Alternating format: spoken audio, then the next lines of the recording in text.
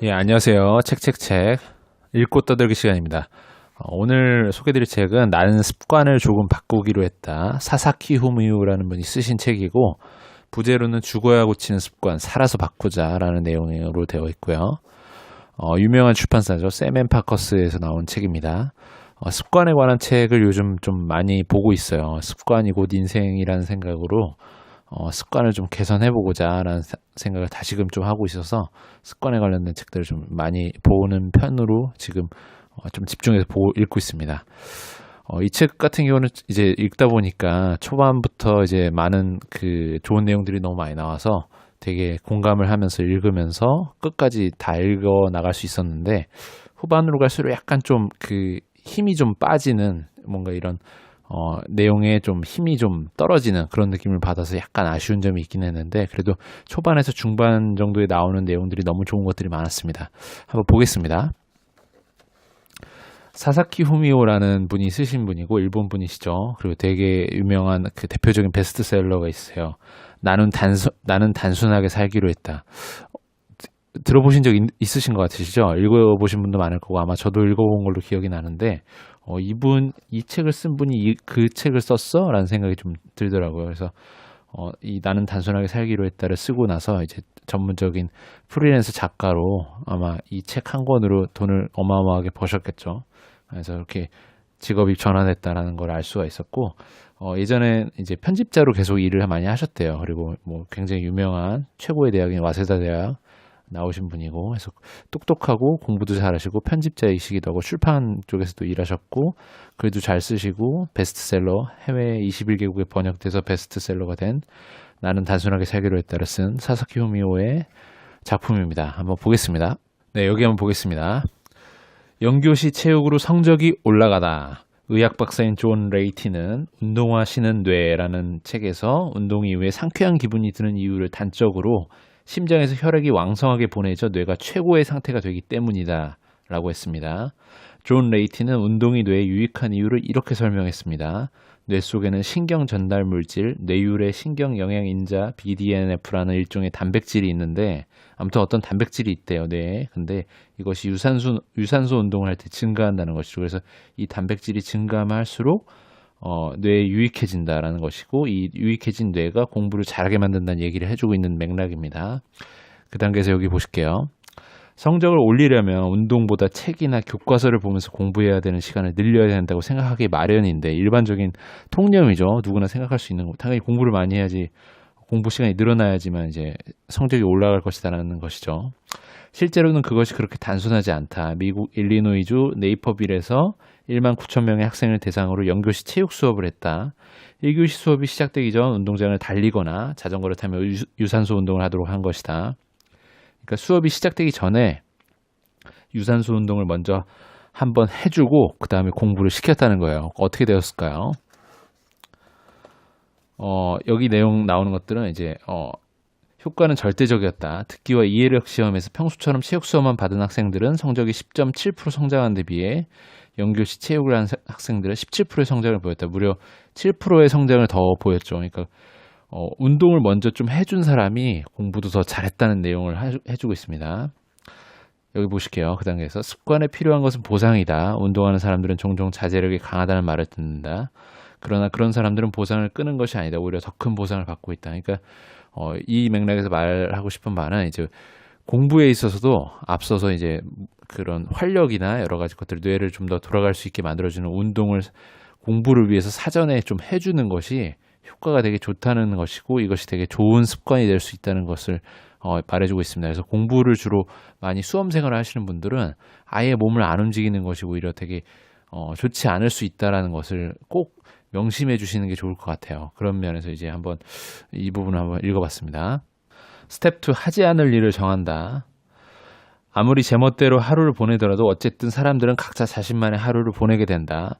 빈둥거릴 예정으로 하루 스케줄이 꽉 찬 사람도 있다. 그것이 본인에게 좋은 것이든 나쁜 것이든 사람의 하루는 습관으로 채워져 있다. 때문에 새로운 습관을 추가하기 위해서는 오래된 습관을 퇴장시켜야 한다. 가장 먼저 해야 할 일은 하지 않을 일을 정하는 것이다. 이 책은 습관에 대한 그 중요성을 언급해주는 책인데 어떤 습관을 만들어야 될 것이며 어느 좋은 습관을 어떻게 만들어야 될 것인가를 얘기하기 전에 먼저 하지 않을 일, 그러니까 버려야 되는 습관부터 하지 않을 일부터 먼저 정하는 것이 첫째다. 그게 더 중요하다는 얘기를 해주고 있습니다. 그래서 어떠한 일을 그 사람이 착수할 때 무언가를 자꾸 플러스적 사고에서 더하려고 하는 것도 물론 중요한 부분이긴 하지만 내가 가지고 있는 그릇 안에서 필요 없는 부분들을 먼저 제하고 나서 다시 시작하는 것이 더 중요하고 효과적이라는 생각을 많이 해요. 그래서 하지 않을 것들을 먼저 정하시는 것이 내가 만약에 나는 좋은 습관을 인생에서 좀 만들어 봐야겠다라는 마음을 먹으신 분들은 습관을 먼저 만들기 전에 나의 안 좋은 습관, 나쁜 습관, 버려야 될 것들을 먼저 정해서 그거를 버리는 것부터 완료를 시킨 다음에 새로운 걸 채워나가야 되는 것이죠. 네, 여기 한번 보시겠습니다. 내 자식의 습관이 돼도 좋은가?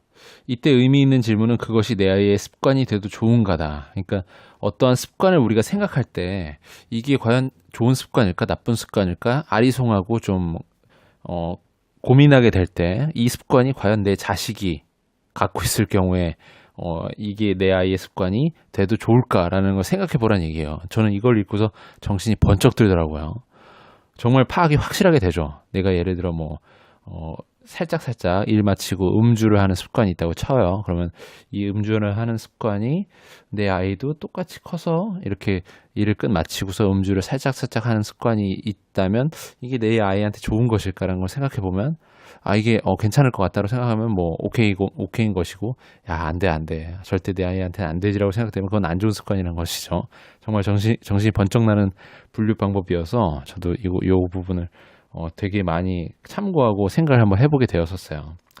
물론 아이가 없는 사람도 이 질문을 던져볼 수 있다. 나 자신에게 꼭 필요하지만 가능하면 그만두고 싶은 일, 배울 것이 별로 없고 내 아이가 그것을 하고 싶다고 말했을 때 찬성할 수 없는 일, 끝난 후 성취감이나 만족감이나 아닌 후회가 남는 일. 그러니까 잘 고민해 보시고 어떠한 습관을 판단함에 있어 내 자식이 없는 분들이라 할지라도 상상을 해서라도 이렇게 한번 고민을 해보시면 좀 더 의사결정하는 데 좀 도움을 받으실 수 있지 않을까라는 생각을 해보게 됩니다. 네, 여기 한번 보겠습니다. 스텝 4, 조금 끊지 말고 완전히 끊는다. 18세기 영국의 문학자 사무엘 존스는 친구가 와인을 한 모금이라도 마시라고 권하자 이렇게 대답했다. 조금 마실 수가 없기 때문에 절대로 입에 대지 않는 거야. 끊는 건 쉬워도 양을 제어하는 것은 나에게 너무 어렵거든. 나는 이 의견에 완전히 동의한다. 술을 완전히 끊지 않고 일주일에 한두 번 정도만 마시면 술 마시는 즐거움은 포기하지 않으면서 후회와 고통 없이 계속 마실 수 있지 않을까? 그러나 내 대답은 절대 그렇지 않다다. 이 부분에서 말하고 싶은 바는 우리가 어떤 것을 이제 그만하고 싶을 때 완전히 그만해버려야지. 그러니까 완전히 안 하는 쪽으로 목표를 잡아야지. 대략 어느 정도 중도는 없다는 얘기예요. 고민하게 만든다는 거죠. 예를 들면 술을 마시는 습관을 아예 끊어버리면 아예 금주를 해버려야지. 일주일에 한두 번 정도는 그래도 괜찮지 않겠어?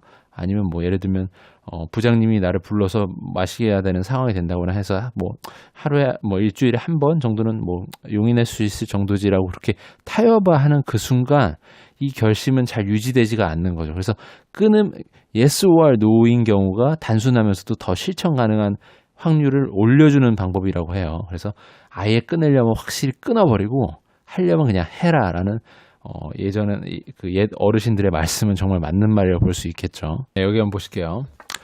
프로는 그저 시간이 되면 일에 착수할 뿐이다. 직업이 가진 고정관념이 있다. 작가라면 의뢰 마감을 지키지 못하는 법이고 아티스트는 밤새 영감을 떠오르기를 기다린다. 어느 작가는 원고는 마감 후에 쓰는 것이라고 말했다.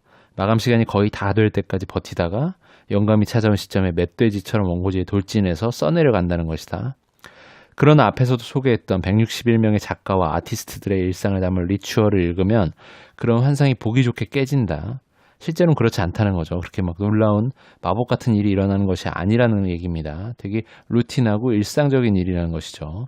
실제로 자기 분야에서 눈부시게 활약하는 사람들의 일상은 상당히 규칙적이다. 화가 척 클로즈는 영감이 솟아났을 때 그림을 그린다는 것은 아마추어 같은 생각이다. 프로는 그저 시간이 되면 일에 착수할 뿐이다 라고 말했다. 작곡가 존 아담스도 내 경험을 통해 말하자면 정말로 창조적인 사람들이 일하는 습관은 극히 평범하다라고 말했다. 정말 그 많은 일을 성취한 사람들을 보면 사실 되게 규칙적으로 루틴하게 많은 것들을 습관의 영역으로 남겨둬서 하시는 분들이 정말 많다는 걸 확인할 수가 있고, 예를 들면 뭐 유명하게 칸트 같은 경우에는 그 하루에 15시에 항상 산책을 했다고 하죠. 막 그런 것도 알 수가 있고요. 예를 들면 이 작가가 일본인이니까 일본의 유명한 야구 선수 이치로가 있죠. 이치로 같은 경우는 연습을 정말 많이 했는데 하루에 아주 일상적으로 매번 똑같은 시간에 똑같은 아침을 먹고 똑같은 장소에서 똑같은 훈련을 똑같은 시간으로 계속해서 반복했다는 거죠. 수십 년을 야구를 한 이래로 계속해서 그냥 그 시간에 자동 반사적으로 그걸 하는 거예요. 그걸 통해서 이제 그 경험이 계속해서 그 배팅의 연습이 쌓여서 실전에 가서 놀랍게도 무의식의 영역에서 발휘가 되는 것이죠. 더 놀라운 결과를 만들어내면서요. 그래서 항상 우리는 그런 생각이 들어요. 갑자기 자고 일어나 보니 눈 떠보니 유명해졌다. 뭐 이런 식으로 뭔가 화려하고 대단히 놀라운 일이 나한테서 일어나서 갑자기 마법 같은 힘으로 혹은 신의 영감을 받아서 어떤 일이 일어났을 때 내가 이걸 성취하게 된다 하는 그런 생각을 갖기 마련인데, 예를 들면 우리가 그렇게 천재라고 말하는 모차르트 같은 경우도 실제로 모차르트의 그런 그 작곡의 그 좋은 노래들, 되게 유명해진 노래들이 정말 많지만 모차르트의 그런 모든 작품이 다 유명해진 건 아니거든요. 실제로 모차르트 같은 경우도 어릴 때부터 아버지의 그 훈련으로 굉장히 많은 곡들을 작곡하면서 정말 많은 연습의 기간이 있었어요. 근데 사람들은 그런 것들을 잘 생각하지 않는 것이죠. 좋은 뭐 놀라운 것들, 그리고 그 영감을 받아서 이제 작곡했었던 유명한 작품들, 그런 곡들만 기억하고 잘한 것들, 화려한 모습들만 기억하기 마련이니까요. 그래서 항상 이런 것들을 고민을 많이 해보셔야 될 것 같습니다. 그리고 예를 들면 연기를 하시는 분들도 보면 연기 같은 경우도 이제 보통 이제 연기를 그 연기 학에 있어서는 이제 크래프트라고 해서 기술의 영역으로 봐요. 그래서 어떤 사람들 보면 연기 시켜보면 이 사람은 연기를 굉장히 잘하네라고 하는데, 예를 들면 박신양 같은 배우들도 많이 얘기를 하죠. 연기라는 건 내가 굉장히 연기를 잘하는 것처럼 보일 수 있겠지만 이것은 굉장한 많은 발성의 연습과 여러 가지 그런 감정선의 연습과 그런 몸의 그런 놀림까지 다 연습된 부분이다라는 것이죠. 그래서 연습이 굉장히 중요하고 이 연습은 일상을 통해서 반복이 되어야 되고 정해진 시간에 그냥 내가 하는 연습의 일상이 습관적으로 반복될 뿐이라는 거죠. 그래서 이 부분은 되게 중요한 부분인 것 같습니다. 네, 여기 보겠습니다. 스텝 17, 목표의 덩어리를 잘게 나눈다. 큰 문제를 작은 문제로 분해하는 청크 다운에 관하여서는 위에서 마크 트웨인이 한 말이 모든 것을 설명하고 있다. 마크 트웨인이 뭐라고 했을까요? 앞으로 나아가기 위한 비결은 일단 시작하는 것이다. 일단 시작하기 위한 비결은 복잡하고 압도적인 일을 다루기 쉬운 작은 일로 분해한 뒤 청크 다운 한다는 거죠. 처음에 하나를 시작하는 것이다. 천리길도 한 걸음부터라는 그런 말도 생각이 나네요. 다시 2단계를 보실게요. 그 커다란 덩어리를 작은 요소로 나누어야 한다. 우리가 귀찮아하는 일은 순서가 뒤섞인 다수의 일이 덩어리처럼 뭉쳐진 것일 가능성이 크다. 그래서 귀찮게 여겨지는 일이 있다면 그 일을 하는데 필요한 순서를 전부 나열해 적어보기를 권한다. 가령 헬스장에 다니기 시작하려면 다음과 같은 여러 가지 순서를 거쳐야 한다. 운동복을 산다. 신발을 산다. 월정액 회비를 내고 나에게 맞는 프로그램 고른 다음에 헬스장에 방문해서 회원증을 만들고 머신의 사용법을 배운다. 뭐 이런 식으로 운동을 한다. 헬스장에서 운동을 한다는 그 행위 자체도 이렇게 단계별로 쪼개보면 여러 가지 행동들의 집합이라는 것이죠. 그래서 우리가 목표를 설정해서 그걸 달성하려고 할 때는 항상 목표는 원대하게 세우는 편이기 때문에 이걸 과연 내가 실행함에 있어서 어떻게 해야 될 것인가라는 것에 착수했을 때 당황하는 경우들이 좀 있어요. 예를 들면 내가 뭐 토익 취업을 위해서 900점을 넘어야겠다라고 목표를 세웠다고 한번 생각을 해봐요. 그러면 당장에 이 900점을 넘어야 되는데 내가 토익 시험을 그냥 봤더니 500점이 나오는 것이죠. 그럼 이걸 어떻게 해야 될 것이냐는 거죠.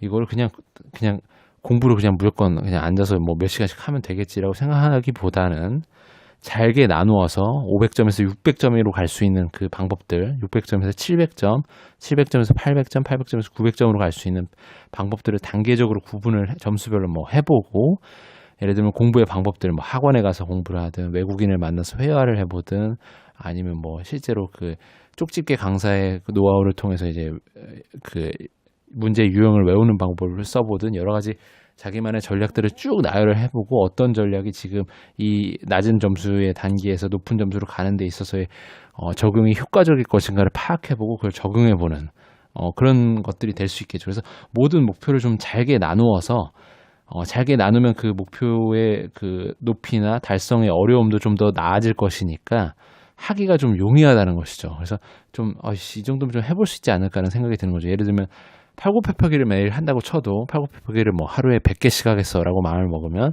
안 하게 되고 막 100개를 언제 해라는 무의식이 작용해서 이거를 잘 시도하지 않게 되는데 하루의 목표를 팔굽혀펴기를 1개를 하겠어라고 해버리면 일단 1개를 하고 나면 2개를 할 수 있고 2개를 하게 되면 10개를 할 수 있고 하는 것처럼 이렇게 잘게 쪼개는 이 습관적인 행동이 대단히 목표를 달성하는데 좋은 방법이 될 것이라는 생각이 듭니다. 그래서 이걸 알고는 있는데 실제로 실천하는 게 어렵고 실천하지 않는 분들이 되게 많으신 것 같아서 한번 이 부분 언급해 봤습니다. 네, 여기 한번 보실게요.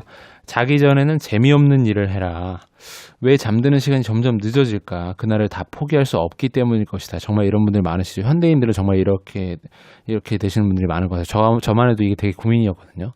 매번 자기 전에 뭔가 하루가 아쉽고 뭔가 더 많은 일을 할 수 있을 것 같고 예를 들면 아니면 뭐 쉬더라도 재밌는 일을 하더라도 뭐 TV를 본다든지 드라마를 본다든지 아니면 영화를 본다든지 아니면 뭐 웹툰을 본다든지 하면서 뭔가 이 하루를 끝내기가 아쉬운 거예요. 이 밤의 끝을 잡고 계속해서 뭔가를 하려고 하다 보면 잠드는 시간이 늦어지고 그러다 보면 다음날 또 늦게 일어나고 그러다 보면 계속해서 뭐 자책하게 되고 그런 거의 반복인데 해결책을 얘기해주고 있습니다. 자기 전엔 재미없는 일을 하라는 거예요.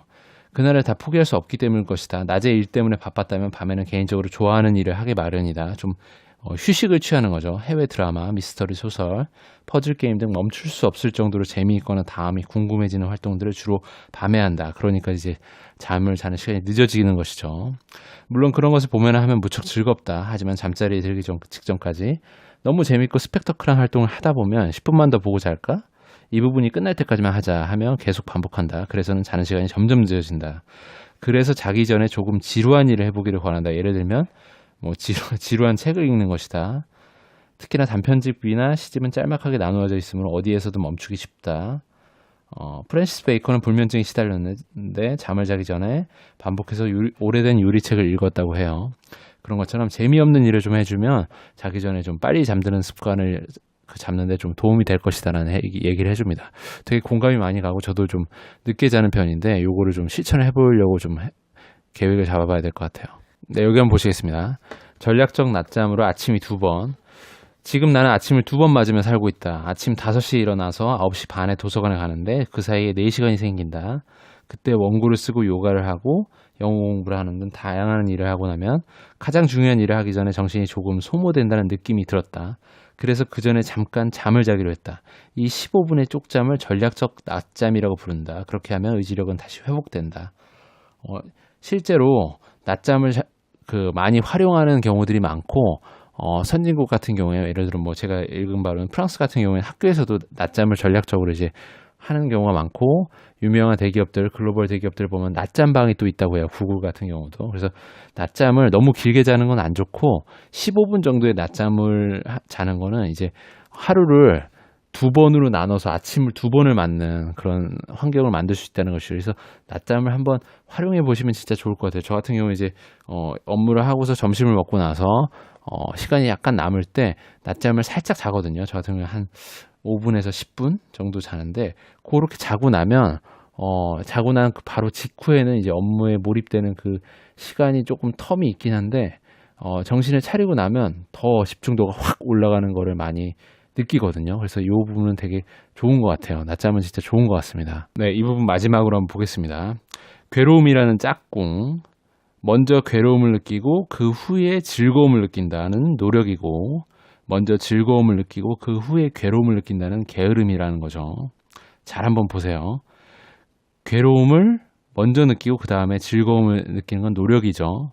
하기 싫은 걸 억지로 힘들게 예를 들면 운동하기 싫은 걸 열심히 괴로움을 느끼지만 그래도 하고 나서 즐거움이 생기죠. 운동을 하고 나서 내 몸이 좀 더 좋아진 것 같고 건강해진 것 같아서 뿌듯하고 뭔가 되게 피로 회복도 된 것 같고 그래서 이거는 이제 노력의 영역으로 볼 수 있고 운동을 하지 않고 먼저 맛있는 뭐 치킨을 먹는다든지 게으르게 TV를 본다든지 하고 나서 그 후에 운동을 안 해서 괴로움이 또 생기죠. 살이 찐 것 같고 괴롭고 시간을 허투루 보낸 것 같아서 괴로움을 느끼죠. 괴로움은 노력을 하나 게으름을 부리나 항상 괴로움이 따라다닙니다. 괴로움이 먼저 생기느냐 혹은 나중에 생기느냐의 문제죠. 그래서 항상 인생에 있어서 이 괴로움과 역경이라는 부분, 힘든 부분, 괴로움이라는 부분은 항상 짝꿍 같은 거예요. 그래서 노력을 해도 괴로움이 따라가고 게으름을 부려도 괴로움이 따라옵니다. 그래서 이게 되게 멋진 문장이더라고요. 그래서 항상 어차피 그러니까 괴로움이 내 인생의 짝꿍처럼 따라다닌다면, 게으름보다는 노력을 해서 내 인생을 좀 더 나은 쪽으로 이끌어야 되지 않겠는가라는 생각을 해보게 되는 거죠. 그렇지 않겠습니까? 오늘은 여기까지 하겠습니다. 구독과 좋아요는 이 채널을 유지하는 힘입니다. 그래서 좀 도움이 되셨다면 그리고 공감이 가셨다면 구독 꼭 부탁드리고요. 오늘은 여기까지 하겠습니다. 감사합니다.